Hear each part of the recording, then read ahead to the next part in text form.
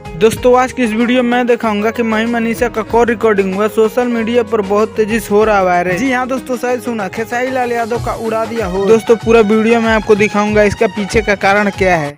खेसारी भैया के साथ हाँ अगर बोल देगा हाँ 5 लाख रुपया भी देंगे हाँ। और प्रोग्राम करना बंद कर देंगे। उसी प्रोग्राम में नहीं ना पहुँचते हैं। अच्छा बताइए, पूरा पैसा आप ले लिए तब आप बोलते हैं कि नहीं पहुंचते हैं, ये कौन सी बात हुई माही जी? नहीं हम लोग आप माही बोल रहे हैं कि मनीषा बोल रहे हैं? माही बोल रहे हैं। माही जी बोल रहे हैं। अब बताइए, ये सब तो गलत न है। पैसा पूरा दे दिया गया है, उसके बाद अब आप अभी कहिएगा कि हम नहीं पहुंच पाएंगे आपको। हेलो हाँ बोलिए ना। हेलो नमस्ते। नमस्ते, क्या हाल चाल? बढ़िया।